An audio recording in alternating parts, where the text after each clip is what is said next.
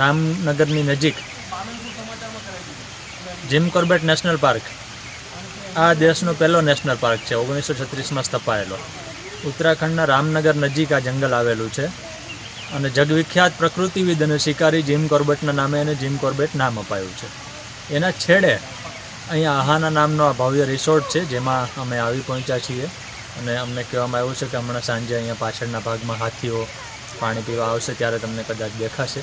દરમિયાન રિસોર્ટનો થોડોક ભાગ તમને દેખાય છે, વધુ ભાગ આપણે આગળના વિડીયોમાં જોઈશું.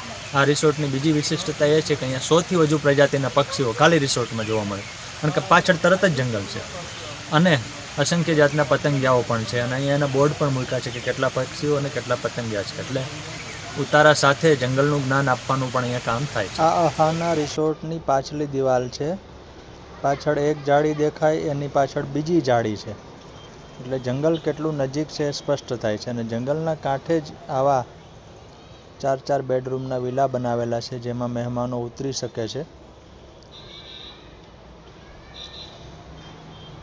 વિવિધ રૂમ હોવાથી પ્રવેશ દ્વાર પણ એકથી વધુ છે, જેથી પાછળના રૂમમાં કોઈ બીજું હોય તો અંદરો-અંદર મહેમાનોને કોઈ પણ જાતનું ડિસ્ટર્બન્સ ન થાય.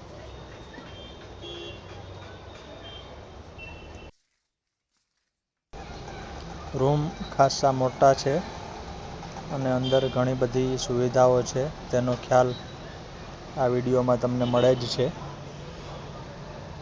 લાકડાનું ફર્નિચર છે અને અહીં થતા ઓક, ટીક વગેરે લાકડાનો વપરાશ કરવામાં આવ્યો છે, એટલે ફર્નિચર પણ એટલું જ આકર્ષક છે.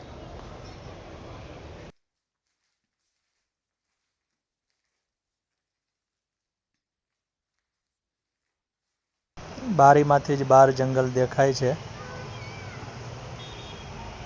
એટલે વનની ખરેખર મજા માણવી હોય તો આ જગ્યા ઉત્તમ છે.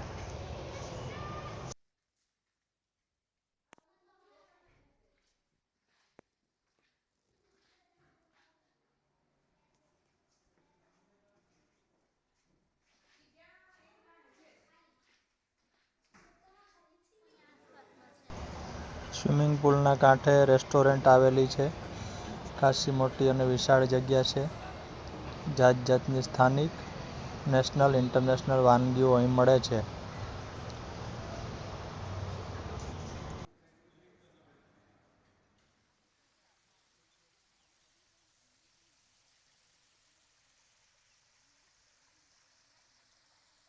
સ્વિમિંગ પુલ અને તેની આસપાસનો ખુલ્લો વિસ્તાર, જ્યાં પાછળ જંગલ છે અને સ્વિમિંગ પુલમાં જ ઘણા બધા પક્ષીઓ પણ જોવા મળે છે.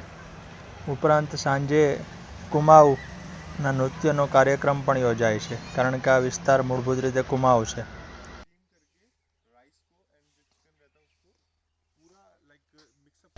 રિસોર્ટમાં 4,500 વૃક્ષો છે. હા, 4,500. રાતના સમયે કોઈ જંગલી પ્રાણી અચાનક ન આવી જાય એટલા માટે પહેલાં ઊંચે ચડવાનું અને પછી નીચે ઉતરીને અંદર પ્રવેશ કરવાનો, એવી પણ વૈકલ્પિક વ્યવસ્થા રખાઈ છે. બાળકો માટે રમવાની સુવિધા, ઊંચી જાળી અને પેક કરાયેલી છે, જેથી દીપડા વગેરે પ્રાણીઓ આસાનીથી ઘૂસણખોરી ન કરી શકે.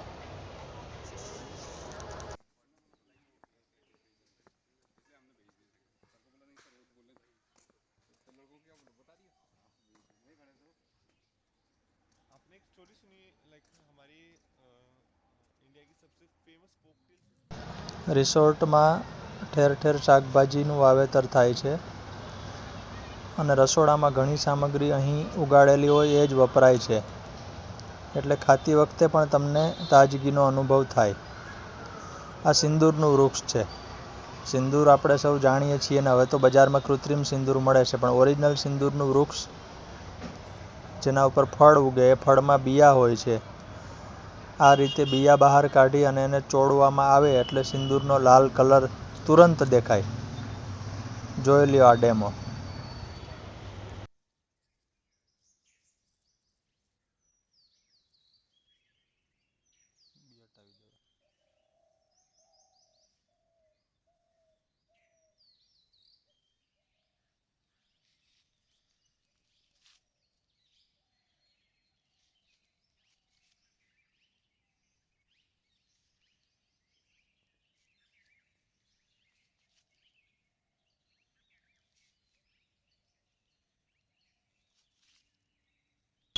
નાનું મોટું ફંક્શન કરવું હોય તો રિસોર્ટમાં 2 મોટા ખુલ્લા મેદાનો છે.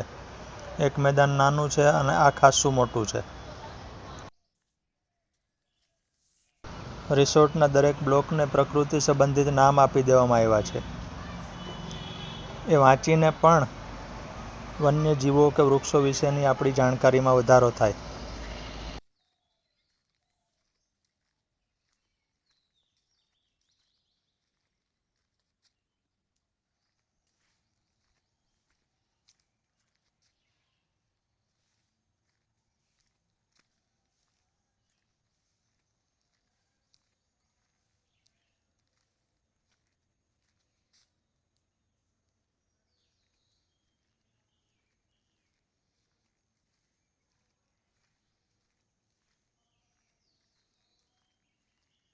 કોઈ રિસોર્ટમાં સંખ્યાબંધ પક્ષીઓ જોવા મળે એ વાત પહેલી નજરે સાચી ન લાગે, પણ અહીંયા 100 થી વધુ પક્ષીઓ આવે છે અને એમાંથી 40 તો વધુ અમે 2 દિવસમાં જોઈ લીધા. કેટલાક ઋતુ પ્રવાસી હોવાથી એક સાથે જોવા ન મળી શક્યા. આવા 1 થી વધુ પ્રકારના વાંસ છે. થોડા વર્ષો પહેલા આ જમીન સાવ બંજર હતી. એને કઈ રીતે લીલોતરી બનાવી એનું પણ અહીંયા વર્ણન છે. અને લીલોતરી બની એટલે પક્ષીઓની સંખ્યા ખાસ્સી વધી. માત્ર રિસોર્ટમાં નહીં, આસપાસના ગામવાસીઓને પણ ઘણા એવા પક્ષી જોવા મળે છે જે પહેલા જોવા ન મળતા હતા.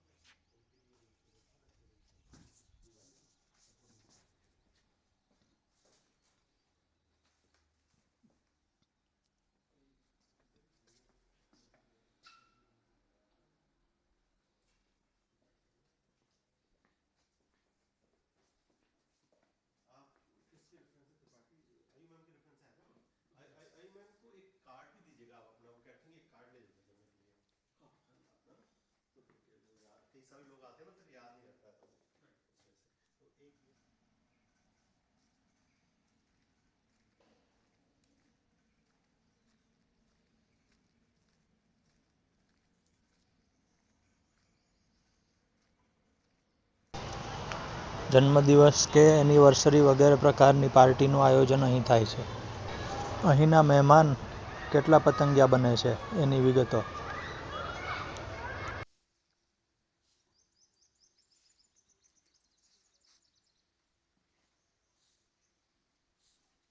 Once a barren land, Ahana is now a flourishing habitat spread across 13.5 acres, housing over 4,500 local trees and more than 200 birds and 50 butterfly species.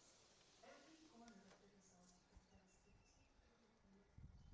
At Ahana, preserving natural resources is a daily task. The resort focuses રિસોર્ટની બંને બાજુ હજુ પણ ખેતર જ છે એટલે પ્રાકૃતિક સૌંદર્યમાં જરા પણ ઘટાડો નથી થયો.